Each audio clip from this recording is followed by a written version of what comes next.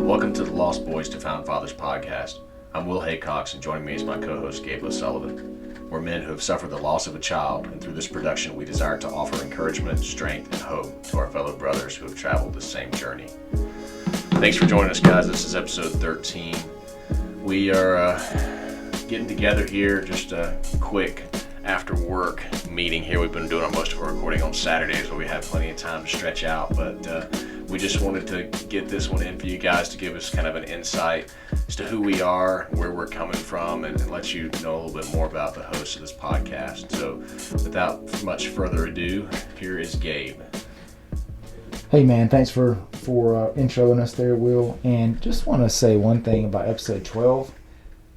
It was very noisy, so if y'all listen to that, we apologize. We were recording that in an office that had like a skylight, and there was a major torrential rainstorm that was going on that day. And so if you've listened to episode 12, sorry about that. There's nothing we could do about it in our finite understanding of how to use GarageBand. So apologize for that, and hopefully today will not be as noisy and will work better.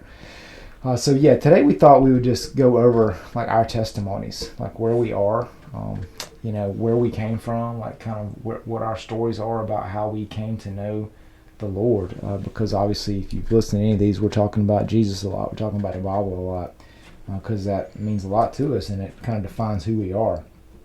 I grew up in a broken home that got unbroken. Meaning my parents divorced when I was real little. And then they ended up remarrying when I was younger as well, very young, like 2 and 3, maybe something like that. So I would spend most of my weeks and time with my mom and stepdad and brothers. And then every other weekend I would go visit with my dad and stepmom and then my sister over there. And when I would go visit them when I was younger, they would take me to church. We went to church here in Spartanburg at First Baptist downtown. And, it was every other weekend I was going to church. When I was with my mom and stepdad and brothers, initially they did not go to church. We just hung out on the weekends, traveled, did whatever. And so as I got a little bit older, in like later, I guess middle elementary school, 8, 9, 10 years old, that kind of thing, I kind of thought that I was a Christian because I went to church every now and then. I thought I was a Christian because I read the Bible every now and then. Thought I was a Christian because I prayed.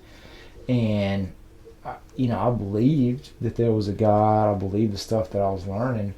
And I was doing some of those good things. I was trying to make my good outweigh my bad. And I thought that was it. And then I remember vividly being at a youth basketball camp one summer. And this was a Christian-based camp. It's called Upward. Some of folks may have seen those camps and leagues around the country. Still active. We still coaching Friday night in an Upward league for my kids. Flag football right now. But I was at this Upward basketball camp, and at the end of lunch every day, they would have somebody come up and give us like a speech. They would talk motivational stuff. They would talk about the Bible or the Lord.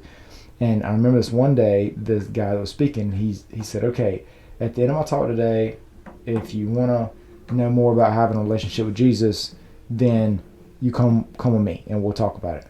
And so a bunch of guys got up and left. And I was like, you know what? I know God. I've been to church. I read my Bible. I'm good.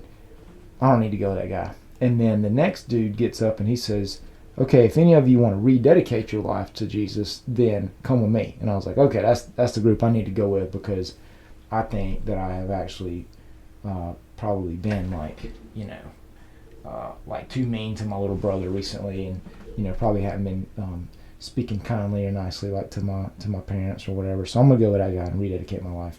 Well, I get into that room, and this dude is giving this spiel about having Christ as your king and not having yourself on the throne of your life. And man, he might as well have been speaking German because I don't speak German, and I didn't know what he was speaking about. Like I could not understand anything he was talking about, and it kind of hit me between the eyes that, man, you're not a Christian. Like all the stuff he's talking about, having Jesus as your king and your Lord and you being secondary to him, man, that was foreign to me. I didn't know what he was talking about. And so I left that realizing I don't even think I am a Christian. I don't think I am a follower of Christ, And Maybe a year later or so, my other family that didn't go to church started going to church. And the church that we went to, they had the pastor over one day, and he just like laid out the gospel for me and explained to me that it's not about following a set of rules. It's not about trying to do the right thing. It's not about even believing in Jesus. It's about believing in him, but then also repenting of your sins, like turning away from your sinful self, turning away of trying to please yourself. It's about admitting that, yes, okay, I need a savior. Like, I can't be good enough to earn my way into heaven. I can't do enough good things, and that my belief is in Jesus Christ, that he's the one that actually paid the penalty for me. He died on the cross to take the punishment, the wrath of God for the sins that I've committed. And it's about me believing that, and then it's about me confessing that. And so that day, like, I prayed and I said, God, I'm sorry. I'm sorry. I thought that I was, trying to do all the right things, and that was the wrong thing. I was trying to earn my way into heaven instead of accept your free gift of grace. The Bible's clear in that. It says that we are saved by grace. It's not of works. And I repented of that sinfulness, thinking that I could be good enough.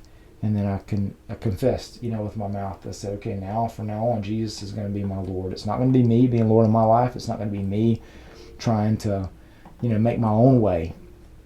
And that was a defining moment in my life, sitting there in my living room. And certainly since then, it's not like I've been perfect. Man, I've been through periods of, I hate to say it, but like outright rebellion at times, where I was just like trying to find a way to sin, and trying to find a way to do bad things, and rejecting the Lord and his chastisement, or his like nudging me back to him. And I'm ashamed to say that, but it's true. I've been through those periods, but thankfully God is faithful, and during those periods, like, he never let me go, and he was always like there to be like, hey, come back to me. Come back to me. I want you to come back to me. And I have, thankfully, I can say that I think the pattern of my life for the past, 30-something years has been more of trying to follow after Christ and than running away from him. And that's not because I'm good. That's just because he's good. So that has made all the difference in my life. He's given me that peace of eternal life that I wouldn't have had otherwise. But also during the good times, I've been able to recognize that, hey, these are blessings from him. During the bad times, I've been able to realize that this is also a blessing from him, because the word tells us to consider it pure joy when we face trials of many kinds, because God is making, even the difficult times, he's allowing those to be used to hone us and to make us better and to make us more like him, and to make us more like our Savior. And so in a nutshell, that is my testimony, and that's where I come from. Now I'm just trying to grow closer to the Lord every day. I'm trying my best to do a good job of being a husband that leads his wife well and loves his wife well, and that does the same thing for his kids. Not that I get it perfect, but that's who I am. That's where I come from. That's cool, Gabe. Thanks for sharing that with us. I just wanted to ask, how old were you when you got saved? About 10 years old. 10. Yeah. That's a cool story that I think, we're in Spartanburg, South Carolina, and I think there's a lot of people who probably live that same story of growing up in church and thinking you knew everything, and that, like you said, you hear the guy asking you to come down and become a Christian, and you're like, cool, but I already know, all this stuff. I already feel like I am a Christian. I've heard all the stories, and I'm a good kid, most of the time, and stuff like that. And I think that's true to my story as well. And I think that's an easy thing to fall into, is all of the right answers, the Sunday school answers, the God, Jesus, the Bible. Right. And if you know those, and you feel bad when you do bad things, and you try to do good things, then it's easy to think like, yeah, okay, so I must be a Christian. And I think that's an important thing to point out, that just because you know the answers to all the questions, that doesn't mean that you're a Christian. And I think the realization you came to at that camp, where you talked about, when he really got into like, what does it mean to rededicate yourself? And you were like, oh, I don't know what you're talking about. So I must not have dedicated myself in the first place to the Lord. And I think that's a thing that probably a lot of people don't realize until it's too late, or maybe they do realize it later in life, but they have 5 or 10 years, 20 years behind you in age, and have just wasted the opportunity to serve the Lord in those years. Man, that's right. And I would say two things in regards to that. One is, Jesus says in the Bible at one point, he says, you believe in me, good. Even the demons believe in me, and they shudder. So it wasn't just even about, people say, well, I believe in God. Okay, so do demons, right? Because they know that he's real. But it's like, is he our Lord? Right? Do we just know stuff about him? Do we believe him? Or is he our Lord? Is he the one that we have said, I'm going to be your slave? And man, he's been teaching me some stuff about that, just the past couple of days, just about, again, me not being on the throne, like letting him be on the throne, me being his slave, and that's a good thing. And then second thing I say in regards to that, you talked about that realization I had to come to. That was only by God's grace, because it's not like anybody was trying to prove it to me. It was just like I screwed up and went to the wrong room, but thank goodness I went to that room, because I had that realization. But our pastor sometimes now, he says, in the South, you got to get somebody lost to get them saved. And what he means is that we have to get them to realize that, hey, just because you grew up in church and you know all the church answers, man, that is, and you try to be a good guy, and you try to, not drink on Sundays or not have sex too much with your girlfriend, whatever, before marriage, then that makes you a Christian, right? And he's like, no, it's not about that, right? We have to understand what does the Bible say about salvation, what's the Bible say about our understanding, or what does the Bible say about our relationship with God, and so we have to get to that point where we realize that, man, okay, I am not a believer, I'm not a follower of Christ. I might believe in him, but am I following him? Yeah, I think there are a couple of things you said there that stood out to me. Is one, you talked about like believing in Jesus, but not really surrendering your life to him. And I've had someone tell me at work, I try to have as many conversations as I can about Christianity and just to bring things around to that. And there was a guy I was talking to a couple of months ago, and he made the comment as we were just kind of passing and ending our conversation. He's like, man, I believe in God and I think I'm in right relationship with him, is basically what he was saying. I don't know that he used those words, but I've got a good line with God. I just don't believe that Jesus was a son. I don't really believe in the Jesus story, but I have a good relationship with God. And like his foreman was like calling him away to something else, so I didn't have time to follow up. And then he didn't come back to that job site. Like, I haven't seen him since then. But I just wanted to ask him, like, in the Bible, Jesus says, like, he is the way, the truth, and the life. And it says several other places, like, you can't believe in God and not believe in Jesus. And if you do, you don't really know God, because he told you about Jesus through all the Old Testament. And I think that's a mindset we have in our culture now, that like Jesus is one of many ways to get to God. And so like if you believe in Jesus, then that's great. I'm glad that you found something that works for you, but I believe in meditation or mindfulness or New Age or Buddha or whatever it is, and so I'm worshiping the same God you are, and I will end up in the same place. And I think that's something that I'm sure we could go on for a long time, but just to say that's something that we need to be aware of, and we need to realize in ourselves when we start thinking that way. Like if I'm following God, but what I'm doing doesn't line up with what the Bible says, then maybe you're not really following the real God. You're following a God you've created for yourself. And the other thing you talked about, Gabe, kind of leads into my testimony, how God had you in the right place. You went into the wrong room because you weren't really there to rededicate yourself, because you weren't a Christian at the point. But God had you in that right room, because who knows what was being said in the other room. Maybe he would have led you down a path and you would have been like, yeah, sure, okay, I'll do this. And you would have made another head decision without it really being a heart decision. And so that kind of goes into my testimony.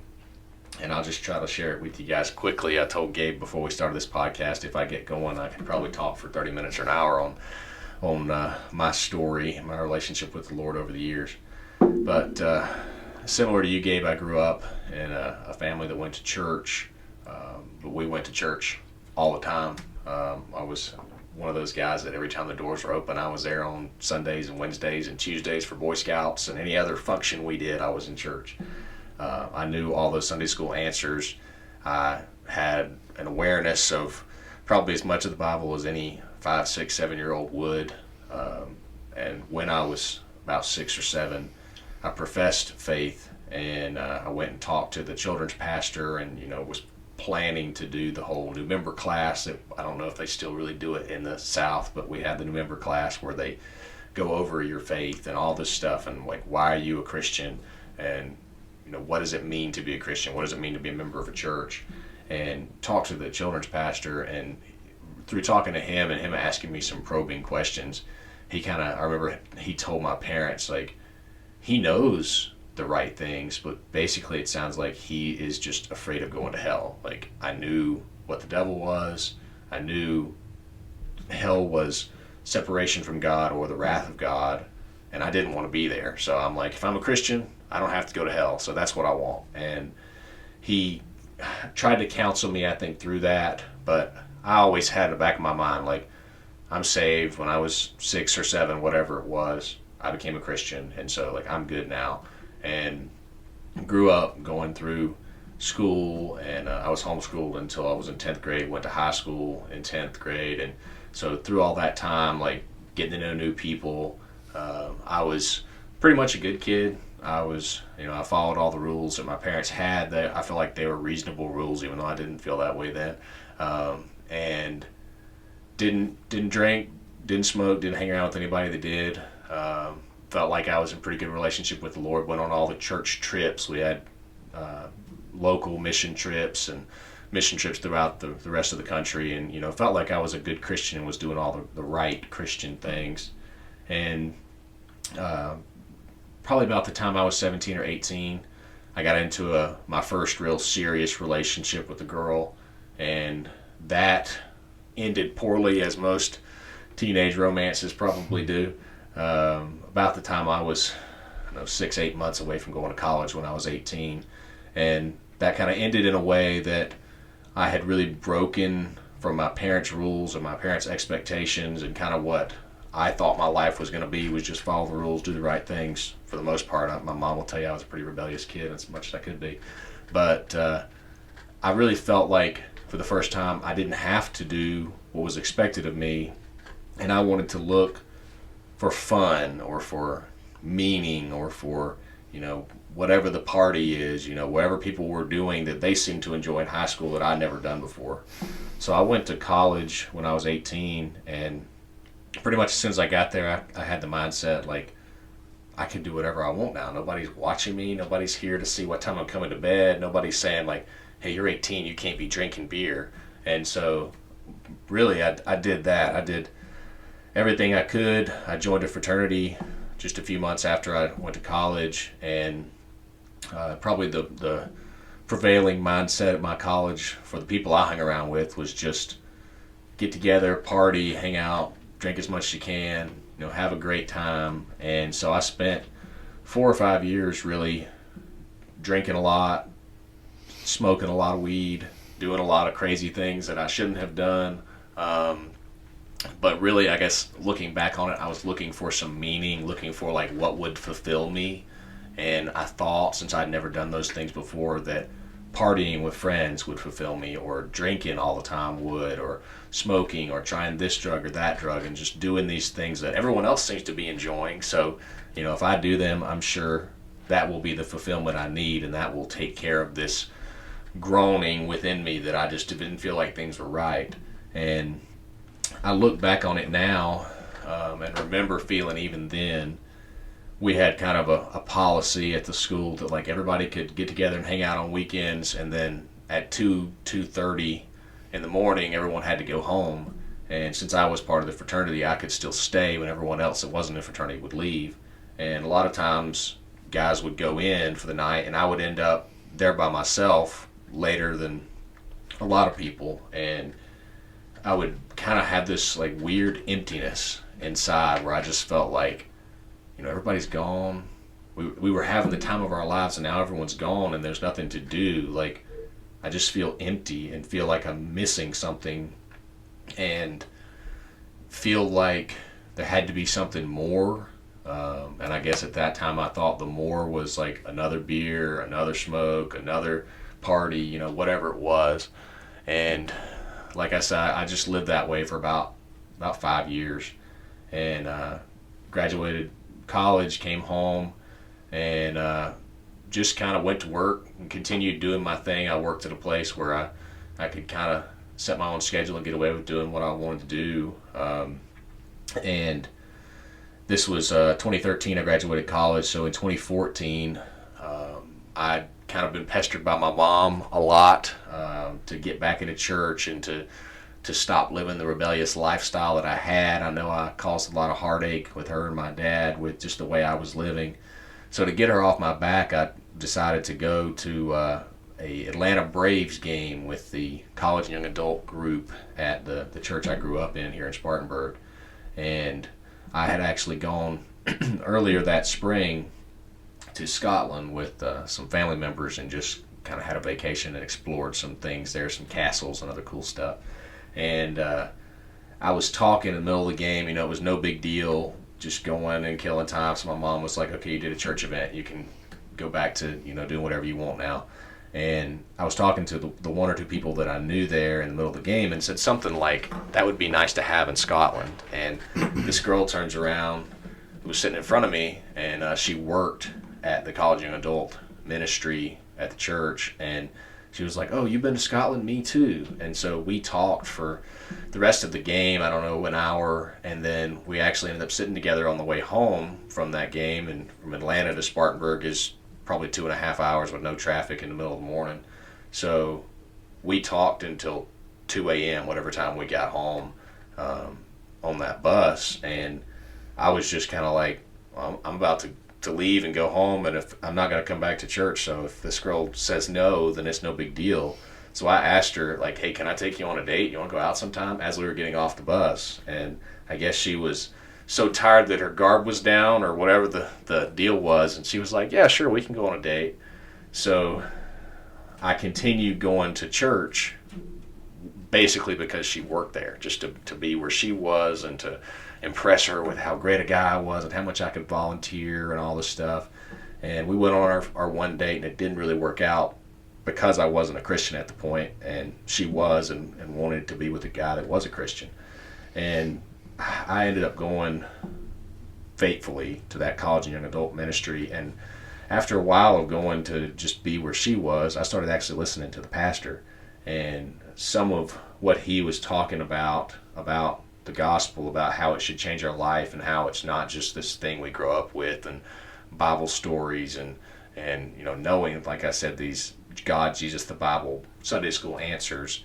It was actually something that was living and breathing and changed our lives. And, you know, you have a personal relationship with Jesus, and all these buzzwords you've heard that don't really mean anything to you if you're not a Christian. And it just got me thinking, you know, maybe is this the thing that will fill this hole or this emptiness that I've really seen in myself since I was 17, 18 years old and tried to fill with other things.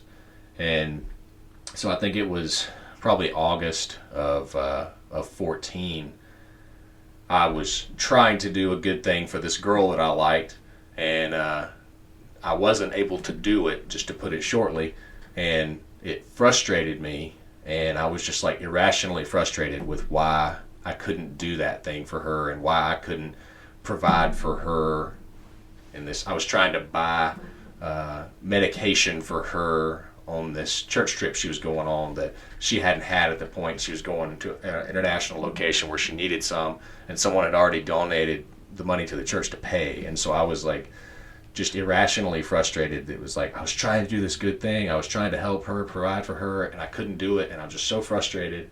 So I called like the head pastor of that college and young adult ministry, and he didn't answer. This was probably 9 or 10 o'clock at night. And I called the assistant pastor and talked to him and just kind of explained to him like everything that was going on in my heart and had been over the past few months, and how I was just so frustrated and broken down, and I didn't know why I was so frustrated over not being able to buy, like not being able to give my money away. You know, I was still living at home at the time, trying to save money up so I could buy a house, and I was trying to give the money away, and I was so frustrated that I couldn't do it. And so really he was just like, man, it sounds like to me that you've been reckoning with your life and all this emptiness and this search for meaning that you haven't found the answer to, and now you're realizing that the answer is Christ, and how the relationship with him and surrendering to him gives meaning and purpose to your life that you haven't had before and you've been craving. And so probably 9 or 10 o'clock at night in my bedroom growing up at my parents' house, I prayed to become a believer with this pastor friend of mine. And it was just a wave of peace, I guess, that came over me at the point. And it was something that you can't really explain if you're not a believer. It's a hard thing. For me, going from being an adult, knew all the right things, and then lived this wrong lifestyle looking for meaning in it, and I couldn't find it, and I thought I did several times and just kept being disappointed. And then finally feeling that peace and that relief, I just knew like this is the right thing. This is where the Lord's had me, what he's been working towards my whole life, and where he's brought me. And fast forward another year from there, I continued to serve at the church, now because the Lord was moving in my heart not to impress this girl. And this is a whole side note that we may not get on this podcast because it's kind of not related, but that girl who I was trying to impress is actually my wife now. And I liked her for about a year before she ever liked me. That in 2015 she finally became interested in me. She finally realized how great of a guy I was. That's a joke. I know she'll listen to this later. You just wore it down, man. Yeah, I did. Persistence. Kept trying. Right. It works. Yep. For some people, I guess. But so we got together in 2015. We got married in 2016, and I kind of got into, I guess through 2016, I was still pretty faithful, still reading the Bible and trusting the Lord. By 2017, I was kind of allowing myself to think like, I got to focus on providing for my family and trying to get a better house and a better car and, this and that and all the stuff that are good things to do as a husband. But I did that and let my relationship with the Lord slip at the same time, and wasn't praying, wasn't reading the Bible, and doing that for a year and a half, 2 years. I got to 2019 and I was a Christian. I believe I was a Christian, became a Christian in 2014, but I was living selfishly. And I in May of 19, I was at work. I worked at a family business, and I was asked to go down to one of our locations and help out with something, and got down there and got into an argument with another employee. And long story short, because I wasn't in the place I needed to be spiritually and wasn't exhibiting the grace and the patience and the love, I let things escalate and helped escalate things to the point where we got into a yelling match and then a fight, and then we're hitting each other, and I ended up getting stabbed, and I broke my hand in the middle of that argument. And so I ended up spending a night in the hospital and ended up breaking my hand, and that probably took about 3 months to heal. So I was a contractor at this time, and a one-handed, and it was my right hand at that too, so I'm right-handed. So a one-handed I'm looking at chiropractor on your pen there, Gabe. A one-handed contractor really isn't much good to anybody. So I spent probably a good portion of that 1, 2, 3 months that I was injured really just thinking about, like, dwelling on my anger and my frustration with everything, and how the other person wasn't punished the way I wanted them being punished, and how I wanted to have the power to fix things and make them the way I wanted them to be. And really just got to dark places in my mind as to like what I wanted to happen, and how I would have fixed it if I had the power and punished that other person. And in early August, I believe, of 2019, or maybe late July, I had someone I was talking to about this situation tell me, like, man, sounds like you're questioning a lot of things. Read the Bible, trust the Lord, and read Mere Christianity by C.S. Lewis. And I read it. If you've never read it, you should, whether you're a Christian or not a Christian, because it's amazing. But that got me questioning, like, why, how terrible is it that I'm a Christian and I'm feeling these horrible, hateful feelings? And I just broke down and finally surrendered to what the Lord was trying to tell me about how wrong I was in the whole situation and how poorly I was living my life. And so I rededicated myself to the Lord in the summer of 2019, after that terrible thing that had happened in May of 2019, and really started in earnest, doing a quiet time, spending time with friends, talking about the Bible, and really just trying to dive into a relationship with the Lord. And that, I think I've mentioned this before, our son Gabriel was born September 30th of 2019, and I had that 3 months before his birth that I was really diving into a relationship with the Lord and allowing him to speak into me and to draw me closer to him. And if I didn't have that, I don't think, you can never tell, but I don't know that my wife and I would be together today. Things would have gone much differently if I had not been drawn to the Lord at that time. And that's something that I'll let Gabe talk about here in a minute, but that's something that I hold on to when I think about, or when I have those dark days of, like, am I really saved? Does God really work in people's lives? Does he work in mysterious ways, as you hear? And to me, it's so real that God allowed the worst thing that had ever happened to me was that fight that threatened to mess up a lot of family dynamics, and one or both of us could have gone to jail and broke my hand, got stabbed. It could have been a lot worse.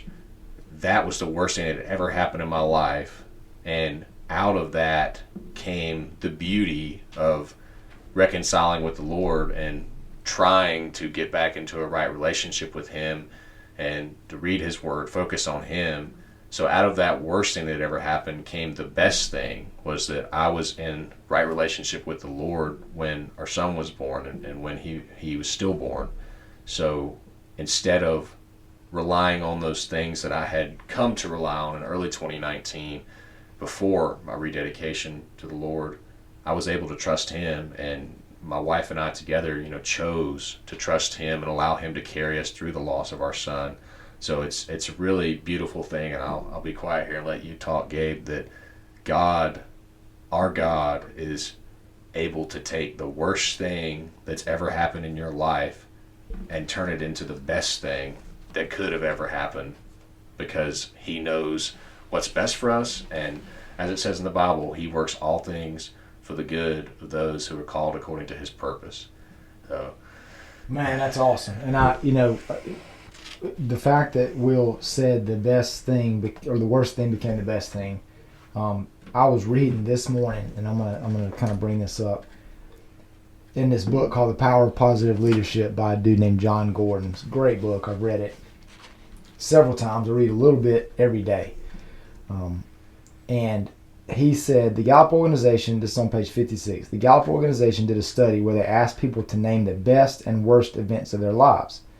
They found that there was an 80% correlation between the two events. Somehow the worst event of our lives often leads to the best if we stay positive, stay the course, and keep moving forward. So how cool is it that I read that again this morning? It jumped off the page at me this morning, and we come in here tonight and Will says what he just said. We had not talked, prior to him coming in here tonight.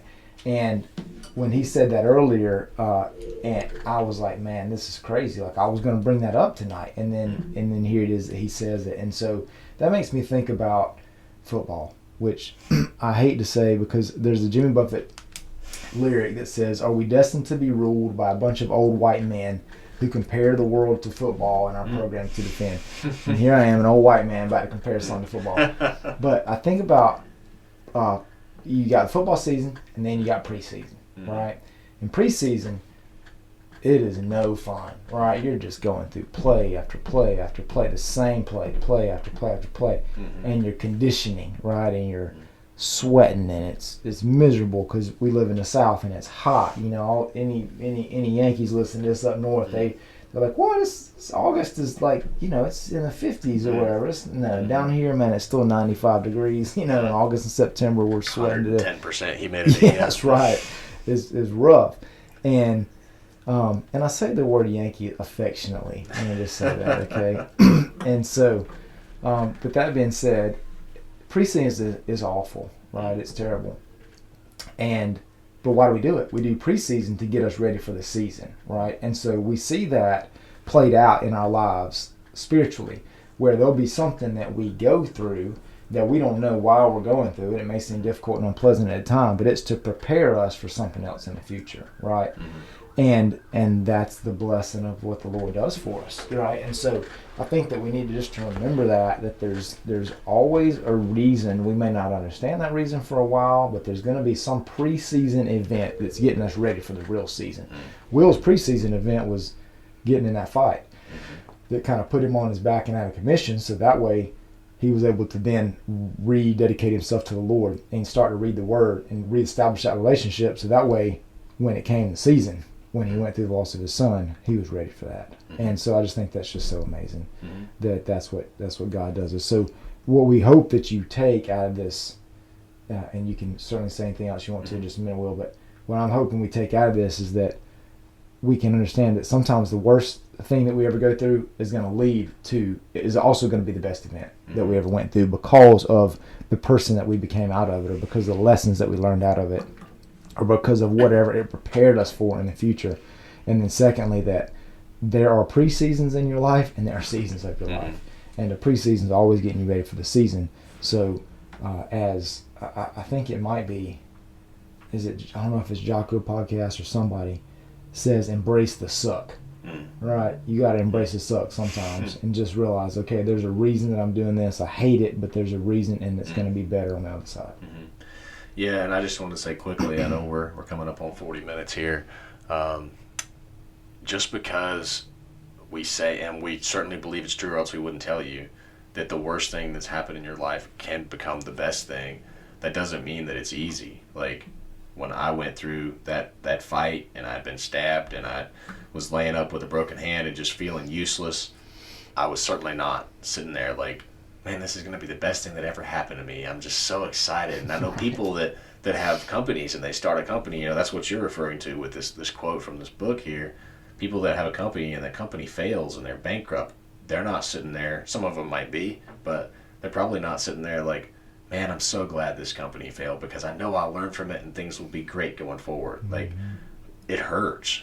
And directly to the people that are listening to this, you're probably, since that's the point of our podcast, you probably have experienced the loss of a child, and we are not, like, we don't want you to hear us say, like, the best thing can come from the worst thing that's ever happened to you. So when you lose your child, just push through. Like, it's not a big deal. It's, it'll be the best thing that ever happened to you, so just get over it. Like, that's not at all what we're saying, and we wouldn't have told that to each other or anyone else.